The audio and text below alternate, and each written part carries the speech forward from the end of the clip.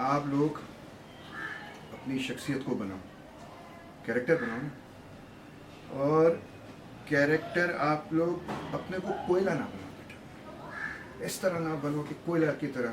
میں اس لفظ کوئلہ اس لیے استعمال کر رہا ہوں بیٹا کہ کوئلہ وہ شے ہے کہ اگر آپ وہ جل رہا ہوتا ہے نا، ہاتھ میں لوگے تو ہاتھ جلا دے گا، ٹھنڈا ہوگا ہاتھ میں لوگے ہاتھ کالا کر دے گا. تو بیٹا اپنے کو کوئلہ نہیں سمجھو، اپنے کو ایک تناور درخت بنا دو. دیکھو بات یہ ہوتی ہے درخت کیوں کہا میں نے، صرف اس لیے کہہ رہا ہوں درخت کہ بیٹا آپ لوگوں کو درخت کو دیکھو، آپ جب خود دھوپ میں کھڑا ہوا ہوتا ہے، وہ میں درخت کی مثال اس لیے دے رہا ہوں کہ وہ خود دھوپ میں کھڑا ہوتا ہے مگر آپ کو سایہ دے رہا ہوتا ہے. دوسرا یہ دیکھو کہ آپ اسی درخت سے پھل کو بھی لے رہے ہوتے ہو، فائدہ دے رہا ہے نا آپ کو. گرمی میں آتے ہو، دھوپ میں آتے ہو، درخت ہوتا ہے اس کے نیچے بیٹھ جاتے ہو، اس کی چھاؤں میں بھی بیٹھتے ہو. بھوک لگتی ہے اسی درخت سے آپ پھل بھی کھا رہے ہوتے ہو. اور لکڑہارے تو یہاں تک کرتے ہیں کہ اسی درخت سے جب وہ درخت پھل دینے کے قابل نہیں ہوتا تو اسی درخت کو کاٹ بھی دیتے ہیں. آپ درخت والی شخصیت پیدا کرو کہ کٹنے کے بعد لکڑی بکتی ہے تو لکڑہارے کا پیٹ بھی بھر جاتا ہے. دوسرا وہ لکڑی کی کوالٹی دیکھو بیٹا کیا ہے کہ وہ درخت فائدہ کہاں پہ دے رہا ہے کہ وہ جب وہ جل رہا ہوتا ہے تو آپ کے چولہے جلانے کے بھی کام آتا ہے، آپ کو انرجی دینے کے بھی کام آتا ہے. مطلب اس میں ہر جگہ کام ہی کام ہے. تو اپنے آپ کو درخت کی طرح بنا دو، کوئلے کی طرح نہیں بنا.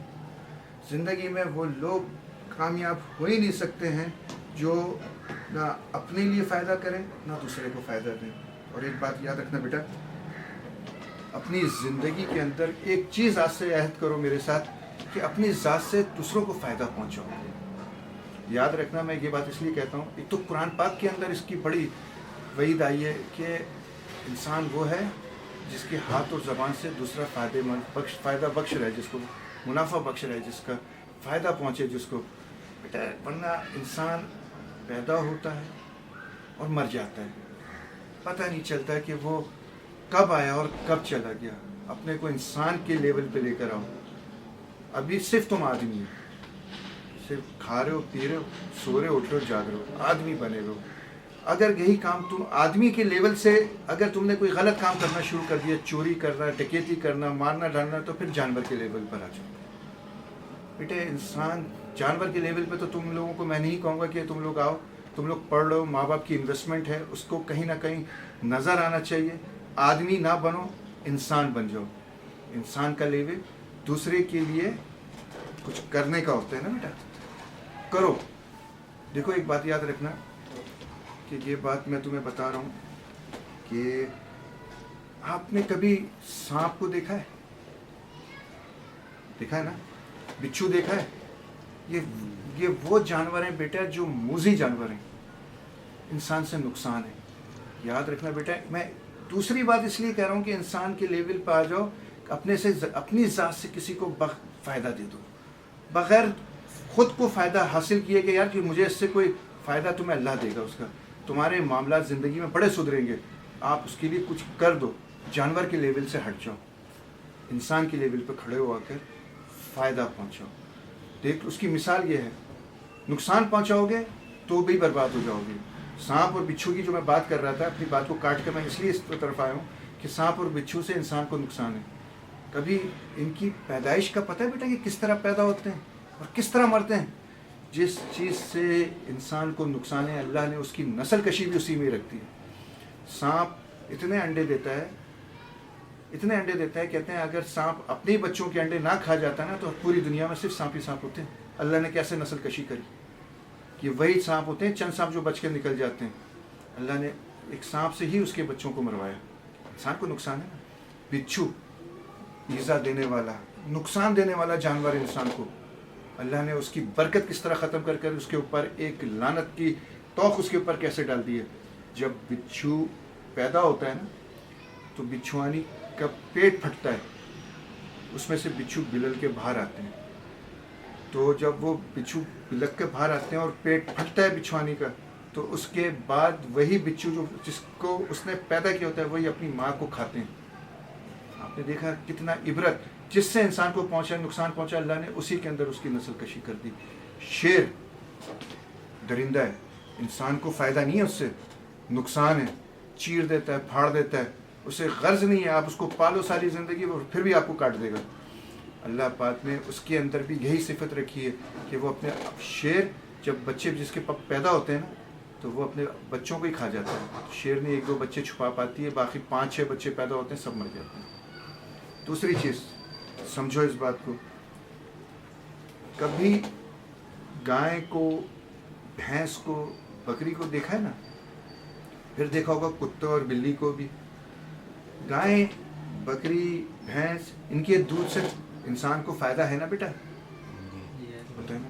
اللہ نے ان کے دودھ میں برکت کتنی کر دی ہے کہ ان کے بچے بھی پیتے ہیں اور باقی انسان بھی پی رہا ہوتا ہے, پیتا ہے نا بیٹا. یہ جس چیز میں انسان کو فائدہ پہنچایا اللہ نے اس کے اندر برکت رکھ دی. آپ کتے اور بلی کو دیکھ لو, ان سے انسان اس کا دودھ نہیں پی سکتا, صرف اتنا ہی دودھ ہوتا ہے کہ اس کے بچے پی لیں. ایسے ہی ہے نا, کتے اور بلی کی افزائش نسل اس طرح ہوتی ہے بیٹے, 6-6, 7-7 بچے پیدا کرتے ہیں وہ ایک وقت میں,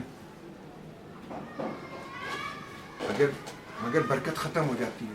کتے بلی اگر اتنے نسل, اگر اس کی آپ برعکس آ جاؤ بیٹا, اس کے برعکس آپ دیکھو, اگر یہی بکری, یہی گائے ایک بچہ پیدا کرتی ہے, مگر آپ کو لاکھوں کے حساب سے, ہزاروں کے حساب سے بکری کے بچے بھی نظر آتے ہیں, گائے کے بچے بھی نظر آتے ہیں, جبکہ وہ ایک پیدا کر رہے ہوتے ہیں. اللہ نے برکت دی کیوں؟ اللہ نے آپ نے انسان کے لیے فائدہ رکھا, اس میں برکت رکھ دی. آپ گوشت کھا رہے ہو, اس میں برکت. آپ کھال اس کا استعمال کر رہے ہو, لیدر پہن کر, اس میں برکت. آپ دودھ استعمال کر رہے ہو, اس میں برکت. تو جس چیز میں انسان کو فائدہ ہے اس میں برکت دیکھو کتنا ہے. کہنے کا مقصد میرا, صرف یہ مثال دینے کا مقصد کیا ہے کہ بیٹا اپنی ذات سے کسی کو فائدہ پہنچاؤ, تم دیکھو تمہاری زندگیوں میں فائدہ آئے گا, تمہاری زندگیوں میں برکت آئے گی. صرف اس لیے بتا رہا ہوں آپ کو یہ مقصد. بیٹا یہی آپ اپنے آپ کو انسان سے اوپر, مطلب آدمیت سے اوپر کر کے انسان کے لیول پہ لے کر آ جاؤ اور لوگوں کی خدمت کرنا شروع کرو. زندگی کے معاملات جو ہے نا بدلنا شروع ہو جائیں گے. دوسری بات میں یہاں آیا, بیٹا آپ سب کچھ کر رہے ہو, پڑھ رہے ہو, لکھ رہے ہو, ڈاکٹر بن رہے ہو, انجینئر بن رہے ہو, اور پھر کیریکٹر نہیں ہے کہیں. کیریکٹر یہی ہے. کیریکٹر میں جس طرح یہ 3 چیزیں جو بہت امپورٹنٹ ہوتی ہیں آپ کے کیریکٹر کو بنانے میں, یعنی کہ آپ کا اخلاق, آپ کا برداشت اور آپ کے معاملات, اسی طرح 3 چیزیں بہت خطرناک ہوتی ہیں جو کیریکٹر کو ڈسٹروائے کر دیتی ہیں. آپ کا غصہ, آپ کی نفرت اور آپ کا انتقام, یہ کبھی کیریکٹر نہیں بنا سکتا. سمجھ رہے ہو بیٹا میری؟ تو اپنے کیریکٹر کے اندر ان چیز کو لے کر آؤ, اپنے اندر اصرار پیدا کرو, قربانی کا جذبہ پیدا کرو, کسی کے کام آؤ. لوگ ہزاروں سال سے آ رہے ہیں, ہزاروں سال تک آتے رہیں گے, کروڑوں سال سے دنیا قائم ہے, قائم رہے گی. صرف وہی انسان زندہ نہیں رہتا, کوئی انسان زندہ نہیں رہے گا, مگر اس زندہ انسان کی سوچ ہمیشہ رہ جاتی ہے. اپنی سوچ کو پازیٹیو کرو, اپنی سوچ کو پازیٹیو کرو بیٹا. سوچو کچھ, اور دنیا میں آئے ہو تو کوئی مقصد بناؤ. یاد رکھنا بیٹا, بغیر مقصد کے زندگی میں آپ کچھ کر ہی نہیں سکتے ہیں.